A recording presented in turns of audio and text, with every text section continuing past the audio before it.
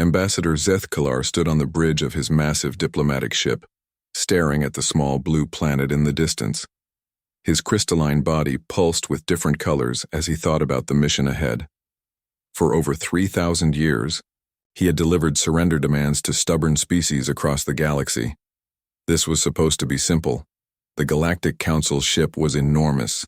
It stretched for miles, covered in glowing symbols that showed the power of 10,000 different alien races. Every part of it was designed to make other species feel small and helpless.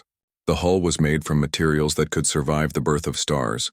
The weapons could destroy entire moons.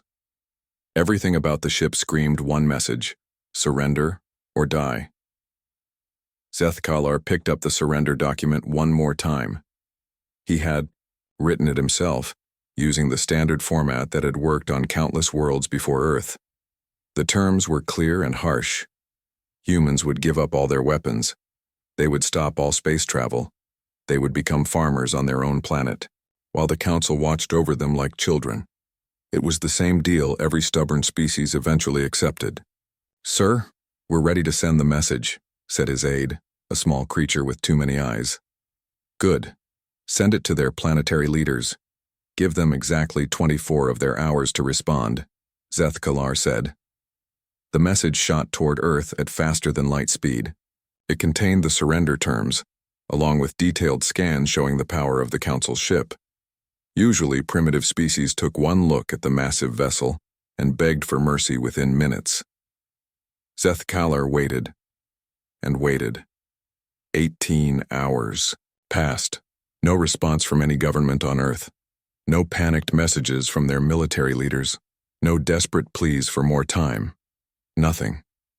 "Sir, perhaps their communication systems are too primitive to reach us quickly," the aide suggested. "No. Our scans show they have decent technology. They should have responded by now." Then, with just 6 hours left in the deadline, a message arrived. But it didn't come from Earth. It came from a small research station orbiting the giant planet Jupiter. The station looked like it was made from spare parts and held together with hope. Zethkalar opened the message, expecting to find a frightened human leader begging for mercy. Instead, he found something completely different. "Hey there, Council folks, thanks for stopping by our solar system. We got your message about surrendering and all that. Sounds like you put a lot of work into it. Really professional stuff.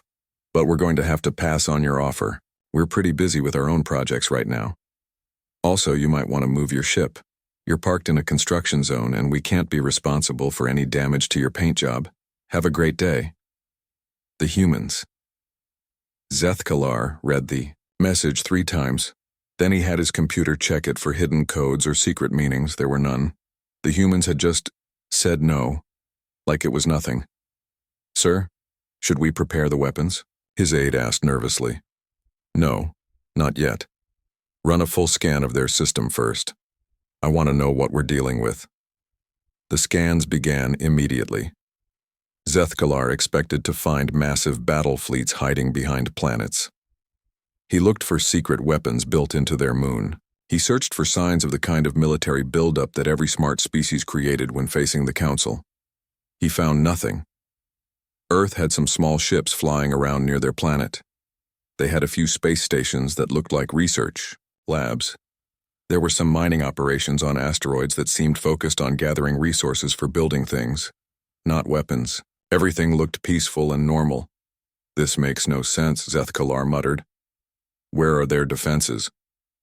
"Maybe they're hiding them," the aide suggested. "From our scanners?" "Impossible. We can detect military technology from the other side of a galaxy." Zethkalar walked to the main viewing screen and stared at Earth again. The planet looked so small and helpless. Blue oceans, white clouds, green and brown continents. It looked like a pleasant place to live, not like the home of a species brave enough to reject the Council's demands. "Sir, we're receiving another message," the communications officer announced.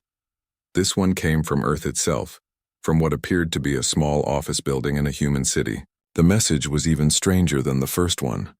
"Hi again. We noticed your ship hasn't moved yet. Just wanted to make sure you saw our warning about the construction zone. We're doing some major work out near Jupiter and things might get a bit messy. We'd hate for you to get caught up in it. Safety first. If you need directions to a safer parking spot, just let us know. We're happy to help. Human Space Traffic Control. Zethkalar felt his crystalline body dim with confusion. In 3,000 years of delivering surrender demands, no species had ever worried about his ship's safety. Most of them were too busy panicking about their own survival. What kind of construction could they possibly be doing that would threaten our ship? He wondered aloud. Should we investigate, sir? Yes. Send a probe toward their Jupiter. I want to know what they're up to. The probe launched and raced toward the giant planet. Within an hour, it began sending back data that made no sense at all. There were human ships near Jupiter, but they weren't acting like any military vessels Zethkalar had ever seen. Instead of preparing for battle, they seemed to be working, building something. But the readings were so strange that his computers couldn't figure out what it was. Sir, the probe is detecting massive energy readings near Jupiter, but the patterns don't match any known weapon systems. What do they match? Nothing in our database, sir. It's like they're using technology we've never seen before. Zethkalar stood silent for a long moment. Every instinct he had developed over thousands of years was telling him something was very wrong. Species didn't reject council demands unless they had secret weapons. But humans didn't seem to have any weapons at all. They just had projects. Sir, what are your orders? The aide asked quietly. Zethkalar looked at the surrender document in his hands. For the first time in his long career, he wasn't sure what to do next. The humans weren't acting scared. They weren't acting angry. They weren't even acting like they took the council seriously. They were acting like the most powerful military force in the galaxy was just a minor inconvenience. Open a channel to the council. Tell them we may need backup, he said finally. Sir? For one primitive planet? Zethkalar stared at Earth one more time. Something about this whole situation felt different, dangerous, but not in any way he understood. Trust me, he said. Something tells me these humans are going to be full of surprises. 3 days had passed since the humans rejected the council's surrender demand. Zethkalar had requested backup, but the council's response was predictable. They sent 3 heavy cruiser ships and clear orders. Make an example of Earth. Captain Forth commanded the lead cruiser. He was a veteran warrior from a species that looked like walking rocks with glowing eyes. His ships had conquered dozens of systems and reduced entire civilizations to ash. To him, humans were just another group of primitives who needed to learn their place in the galaxy. Ambassador Zethkalar, we're here to clean up your mess, Captain Vorth announced as his fleet dropped out of hyperspace. 3 ships should be more than enough to handle one backward planet. Captain, I recommend caution. These humans are unusual, Zethkalar warned. Vorth laughed, a sound like grinding stone. They all seem unusual until they see our weapons. Watch and learn. The 3 cruisers moved toward the red planet Mars, where human scanners showed some kind of mining operation. The facility looked small and undefended, perfect for a demonstration. Forth wanted to show the humans what happened when they refused the council's generous offers. Target the mining facility. Full power, Forth ordered. The weapons charged with a sound like thunder. Each cruiser carried enough firepower to level a mountain range. The combined blast would turn the human facility into dust and glass. It was meant to be a clear message. Surrender or watch your colonies burn. The energy beams struck the mining facility dead center. For a moment, everything happened exactly as expected. The building vanished in a brilliant white flash. Dust and debris shot up into the thin Martian atmosphere. It looked like a perfect demonstration of council power. Then something unexpected happened. Instead of silence and fear, a message arrived from the destroyed facility. The voice sounded cheerful and grateful. Hey there, council ships. Wow, thanks so much for the help. You just saved us about 6 months of demolition work on that old processing plant. We've been trying to clear that site for weeks. Your timing is perfect. Invoice for demolition services is attached. We accept most major galactic currencies. But Earth credits work fine too. Captain Vorth stared at his communication screen. What? Oh, and since you guys seem really good at precise energy work, would you be interested in helping with some other projects? We've got a whole list of stuff that needs blowing up. The pay is pretty good and we provide lunch.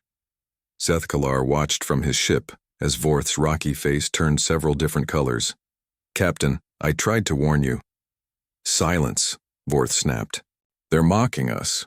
Prepare to leave orbit. We'll report back to the council that alarms began blaring on all 3 cruiser ships at once. Vorth's navigation officer, a nervous creature with tentacles for arms, looked up from his controls with panic in all 6 of his eyes. Sir, the engines won't start. What do you mean they won't start?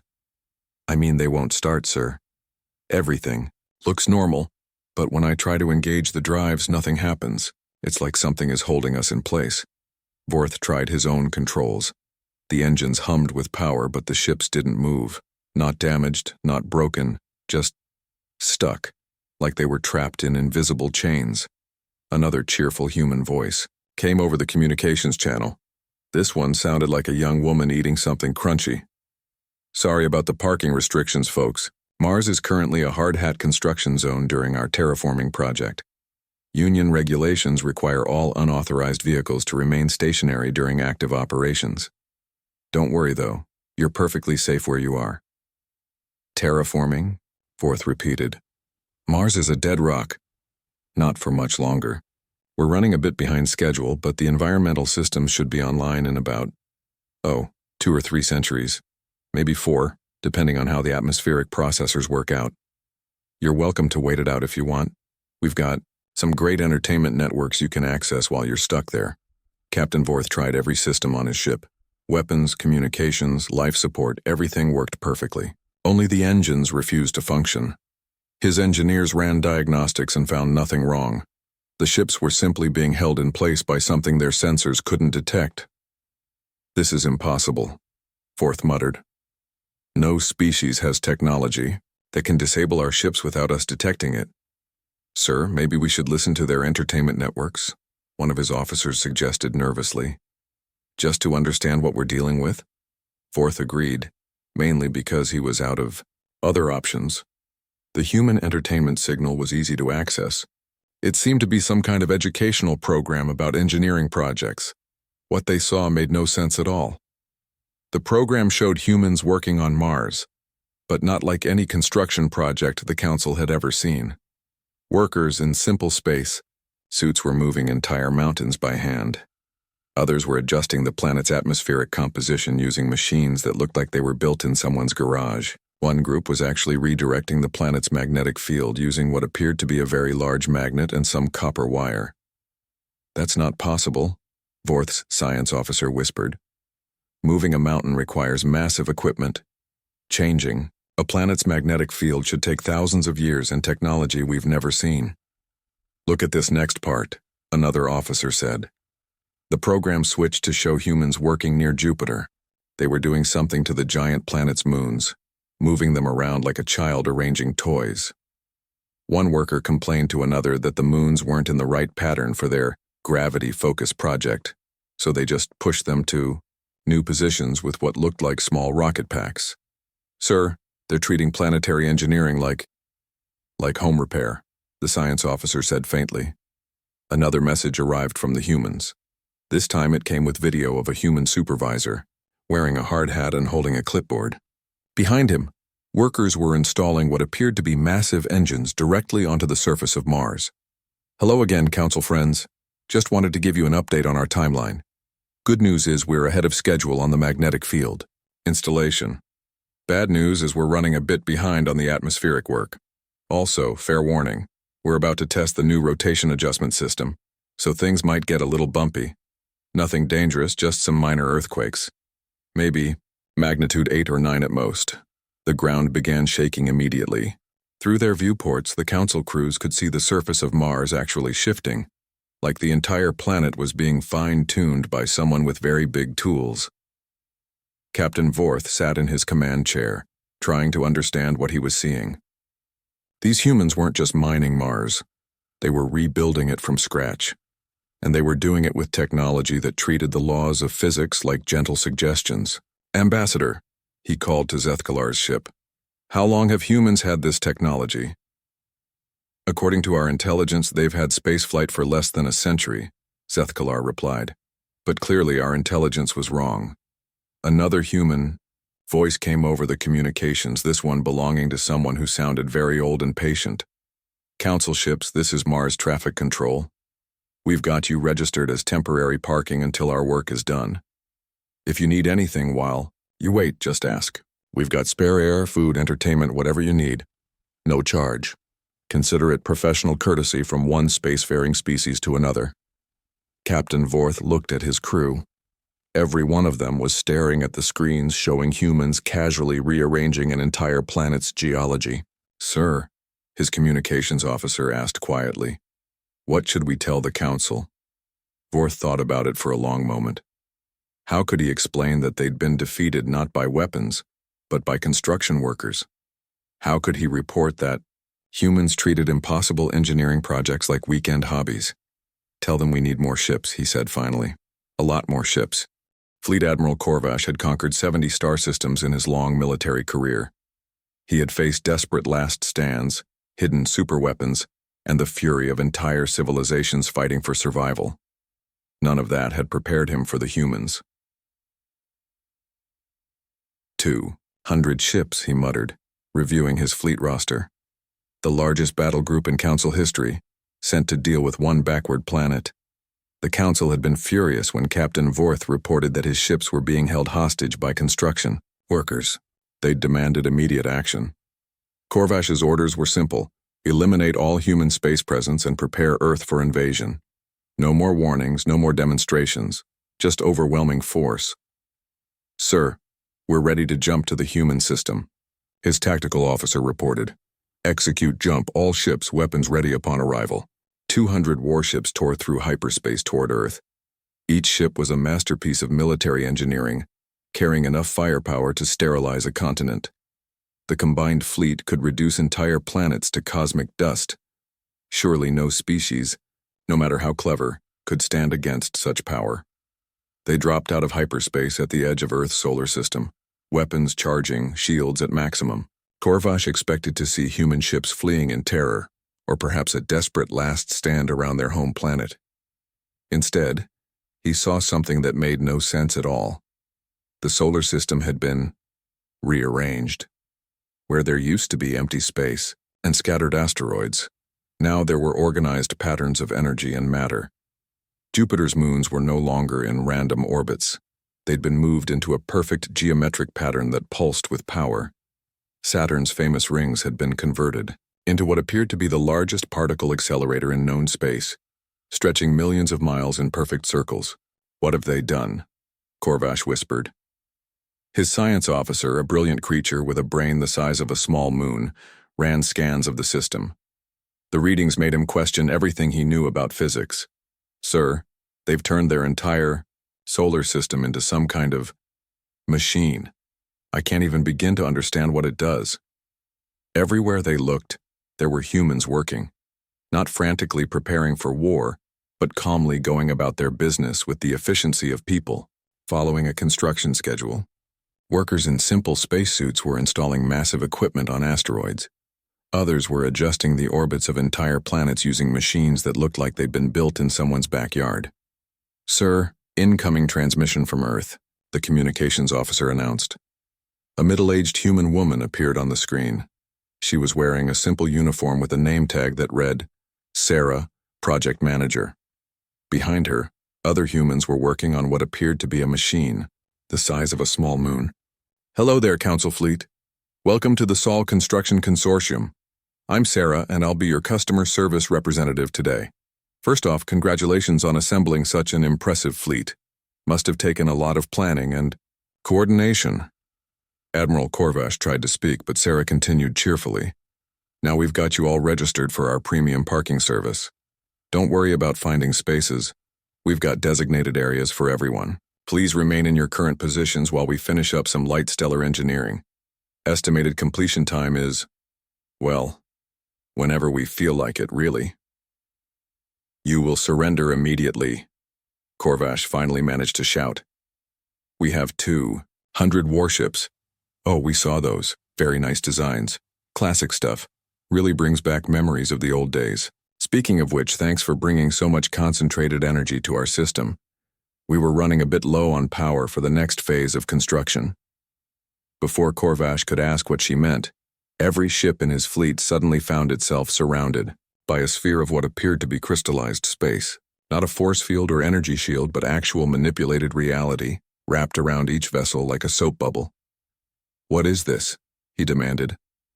Oh, that's just our standard safety protocol, Sarah explained, consulting a clipboard. We're doing some pretty heavy work out here, and we'd hate for anyone to get hurt. Those containment fields will keep you safe from any stray gravitational waves or reality fluctuations. Corvash tried to fire his weapons. The targeting systems worked perfectly, but when he pulled the trigger, nothing happened. The energy went somewhere, just not out of his ship. I see you found the energy collection system, Sarah said, noticing his confusion. Yeah, we're harvesting the power from your weapons to run some of our bigger projects. Hope you don't mind. We'll make sure to put it to good use. On the main screen, Corvash watched in horror as his fleet's own weapon energy was being channeled through impossible machinery toward Saturn. The great rings around the planet began spinning faster, and space itself seemed to bend around them. What are you doing to our weapons? He asked weakly. Well, you guys brought us about 17 trillion watts of concentrated energy, Sarah said, checking her notes. That's just enough to power the orbital mechanics adjuster we've been working on. Watch this. She pointed toward a small moon orbiting Saturn. A beam of energy, powered by the Council fleet's own weapons, reached out and gently moved the moon to a new position. Just like that. Like someone rearranging furniture. We've been trying to optimize the gravitational efficiency of this system for months, Sarah continued. Your timing is perfect. With this much free energy, we can probably get the whole project done by next Tuesday. This is impossible, Corvash muttered. No species has technology that can manipulate matter and energy on this scale. Oh, isn't that hard once you figure out the basic principles? Sarah said modestly. The tricky part was getting the mathematics right. Turns out the universe runs on pretty simple rules once you know what they are. Around the fleet, more human workers appeared. They moved between the trapped ships like maintenance crews, examining the Council vessels with professional interest. Some of them waved cheerfully at the crews inside. Sir, his science officer whispered, they're not treating us like enemies. They're treating us like equipment. It was true. The humans showed no fear, no anger, no respect for the massive military force that had come to destroy them. They acted like the Council fleet was just another tool that had arrived at the right time to help with their project, Sarah, Admiral Corvash said, trying to keep his voice steady. What do you want from us? Want from you? Oh, nothing really. You're free to go anytime you like. Well, anytime after we finish using your ship's energy output for the stellar engineering project. Shouldn't take more than a few decades. Decades? Maybe less if we work efficiently. Depends on how cooperative your power systems are. Don't worry, though. We'll take good care of you while you're here. Full life support, entertainment networks, even some of our famous Earth pizza if you're interested. Corvash looked around at his massive fleet, the pride of the Galactic Council's military. 200 ships capable of conquering entire civilizations, now serving as battery packs for human construction projects. This isn't warfare, he said quietly. This is engineering, Sarah suggested helpfully. Yeah, that's mostly what we do these days. Lots of interesting problems to solve out here in space. Thanks for volunteering to help. As if to prove her point, a group of human workers began installing what appeared to be improved energy collectors on his flagship's hull. They worked with the casual efficiency of people who had done this job 1,000 times before. Admiral Corvash, conqueror of 70 worlds, sat back in his command chair and tried to understand how his entire battle fleet had just become part of a human construction project. Sir, his tactical officer asked quietly, should we call for backup? Corvash thought about trying to explain this situation to the Council. How could he tell them that humanity hadn't defeated his fleet through superior weapons, But by treating them like useful appliances? No, he said finally. I don't think more ships would help. Ambassador Zethkalar had seen enough. 2 weeks had passed since Admiral Korvash's fleet had been converted into construction equipment, and the Council was demanding answers. As the senior diplomat in the human system, it was his job to find out what humanity actually was and what they wanted. I demand a face-to-face meeting with your leadership, he transmitted to Earth. The response came back within minutes, cheerful as always. Sure thing. We'd love to chat. Sending coordinates now. Fair warning though, the meeting spot is a bit of a construction zone.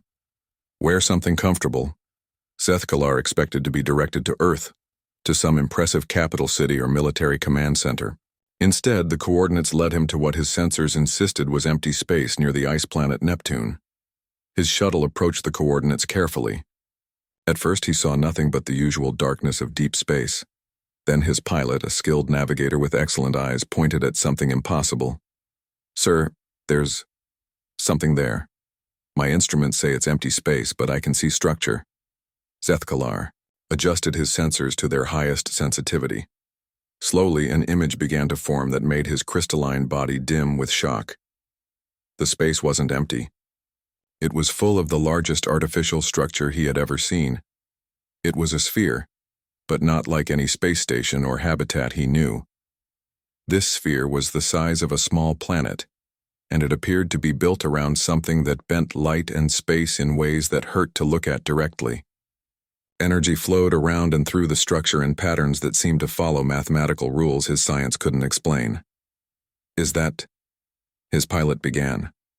A Dyson sphere, Zethkalar finished. Built around a black hole. Human workers in simple spacesuits floated around the massive construction, some of them operating on sections larger than entire cities. They worked with the same casual efficiency he'd observed throughout the solar system, as if building planet-sized structures around collapsed stars was just another Tuesday for them. One of the workers noticed his shuttle and waved cheerfully before activating a communication device. Hey there. You must be Ambassador Zethkalar. We've been expecting you. Docking Bay 7 is open and ready. Watch out for the gravitational flux near the event horizon. It's a bit bumpy today. Zethkalar's shuttle was guided through an opening in the sphere that was larger than most space stations. Inside, he found corridors and chambers that seemed to stretch on forever, all of them filled with humans working on projects he couldn't begin to understand. He was met by Dr. Sarah Chen, a woman in her 50s wearing a white lab coat over a casual shirt. Her shirt had words on it that his translator rendered as, I survived the Kardashev scale transition and all I got was this lousy t-shirt. Welcome to Neptune Station, Dr. Chen said, offering him a steaming cup of something that smelled pleasant. Coffee? It's from Earth. We've got the best coffee in the galaxy, hands down. Dr. Chen, I need to understand what's happening here. Your species has technologies that shouldn't exist.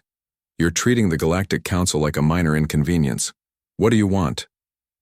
Dr. Chen led him through corridors where humans worked, on machines that seemed to manipulate the basic forces of reality. Some were adjusting gravity fields with simple tools. Others were apparently fine-tuning the rate of time itself in different sections of the station. That's a fair question, she said, sipping her coffee. The thing is, Ambassador, we've known about the Galactic Council for quite a while. That's impossible.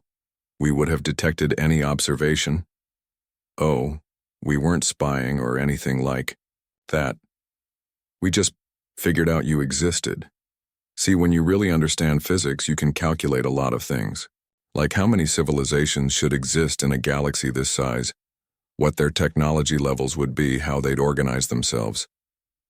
The council was pretty predictable, mathematically speaking. They entered a vast chamber where humans were working on something that Zethkalar's mind couldn't quite process. It looked like they were building a machine to manufacture new space. The real issue, Dr. Chen continued, is that your council has been having the same conversation with civilizations for millions of years. Same technology, same tactics, same threats. You've been playing the same game over and over. It works, Zethkalar said defensively. Species submit to council authority. Sure, because they're all at roughly the same technological level as you are. They're impressed by your ships and weapons because those represent the peak of what they think is possible. But we've been solving different problems. They stopped at a viewing window that looked out into space. Through it, Zethkalar could see human workers doing something to nearby stars. They appeared to be adjusting the nuclear fusion process inside the stars themselves, fine-tuning them like someone tuning a musical instrument. "What problems?" he asked weakly.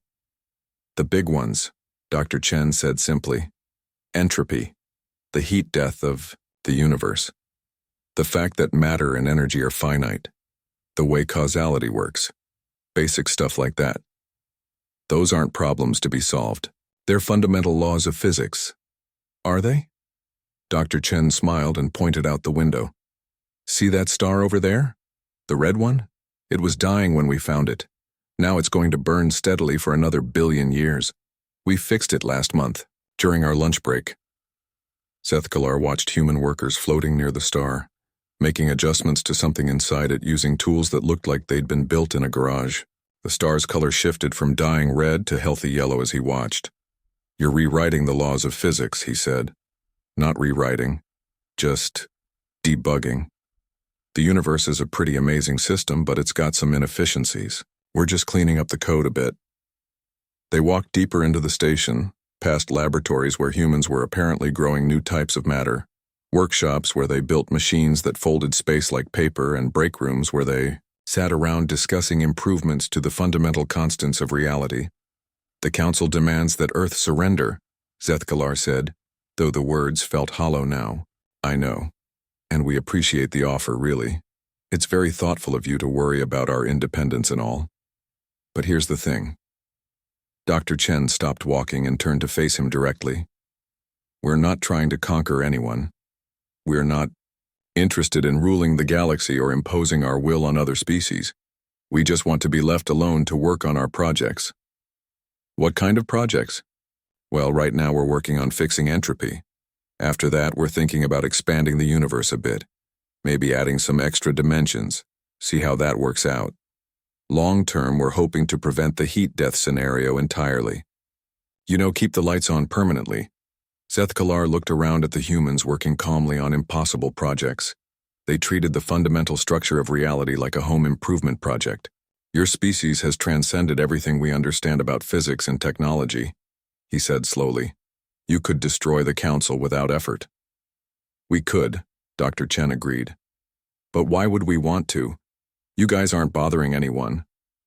"Well, except for all the demands for surrender.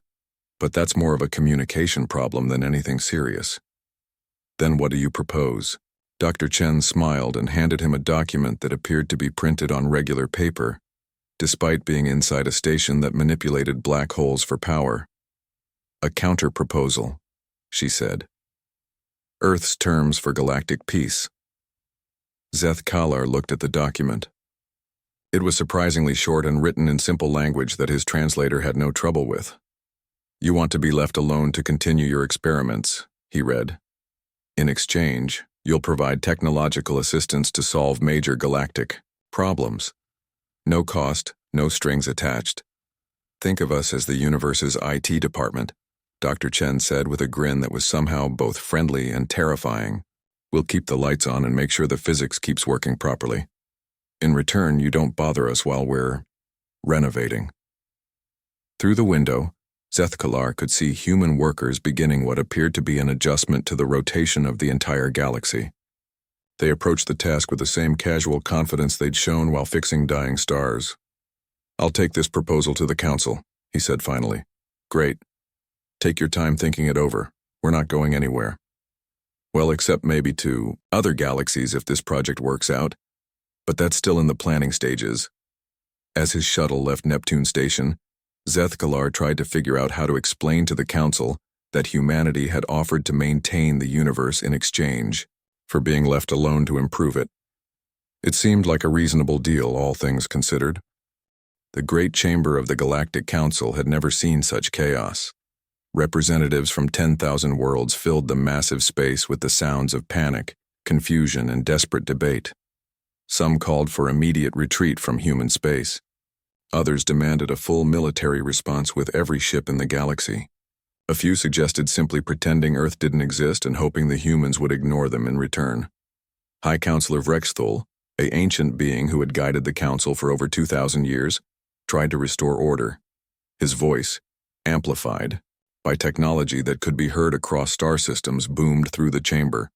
Silence. We are here to decide how to respond to the human proposal. The debate had been raging for 3 days. Ambassador Zethkeller had delivered humanity's counter-proposal, along with his detailed report about their impossible technology. Most council members simply couldn't accept what they were hearing. "It's a trick," shouted Representative Kolndar from the militaristic hegemony worlds. "No species develops that level of technology without conquering their neighbors first." "Then explain Admiral Korvash's fleet." Vrexthul replied calmly. 200 ships, converted into construction equipment without firing a single shot in return. "Explain the reports from our observation posts," added Councillor Ythray. "Dying stars restored to health overnight. Failed terraforming projects completed while we debated.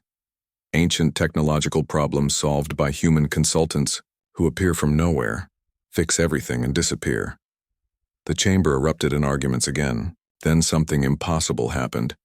A human woman materialized in the center of the council chamber, not transported by any technology they could detect, not projected as a hologram.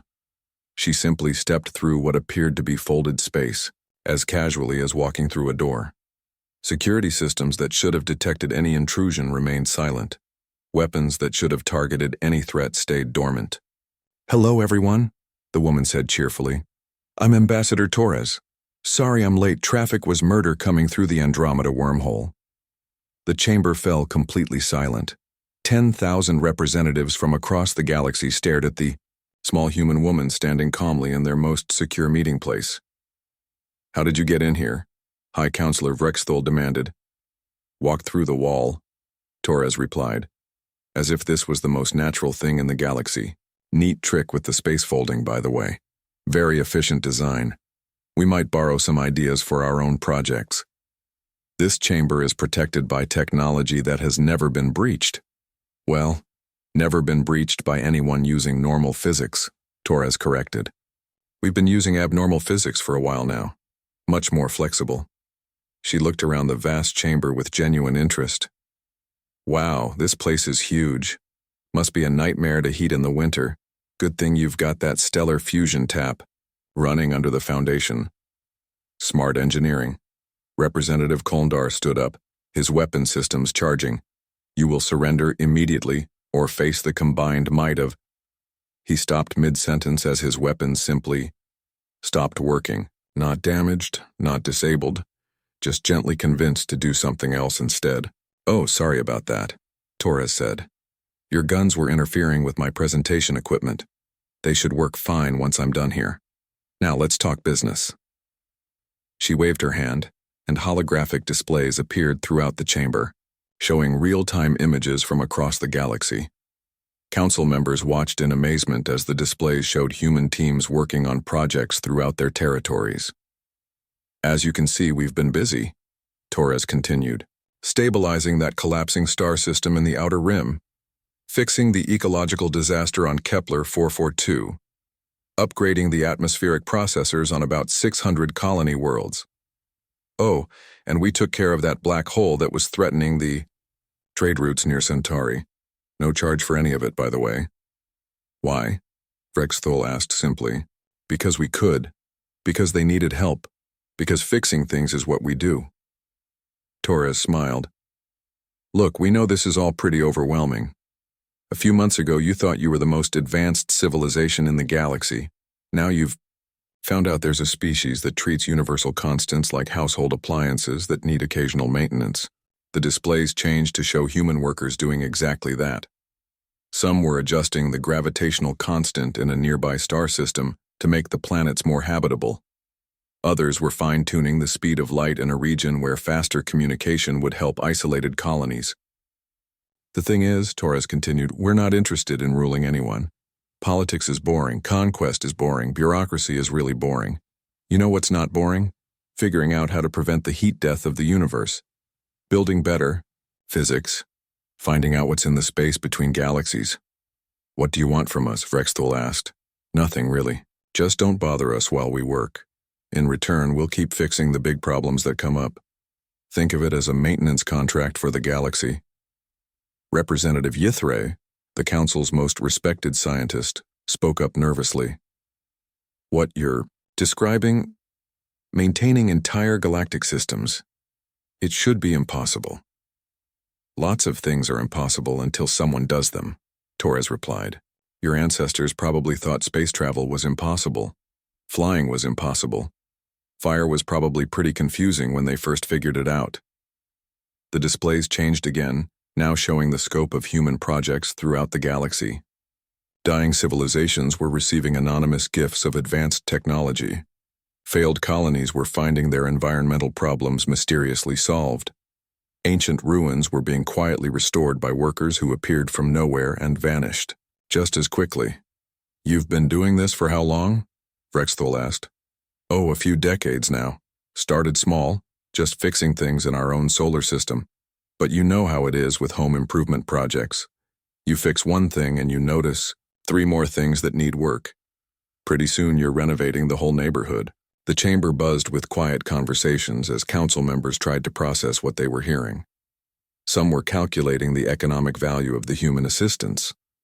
Others were trying to understand the technology involved. A few were simply staring at Torres with the expression of people whose entire understanding of reality had just been proven inadequate.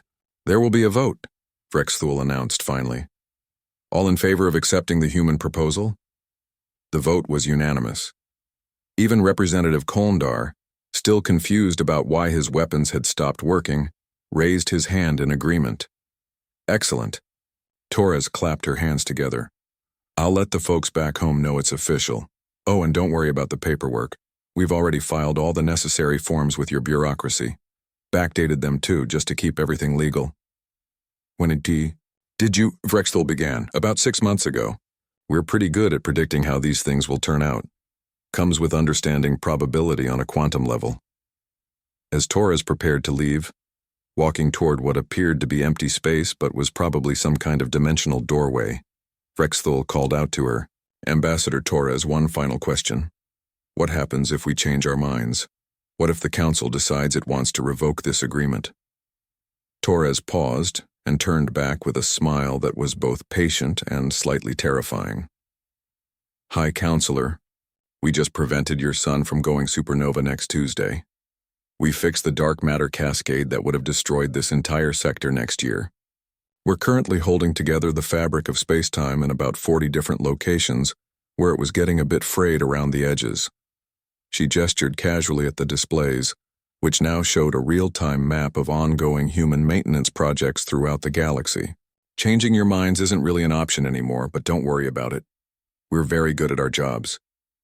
With that, she stepped through folded space and vanished, leaving behind only the faint scent of coffee and the sound of 10,000 civilizations trying to figure out their new place in a universe maintained by beings who treated impossible as a starting point rather than a barrier.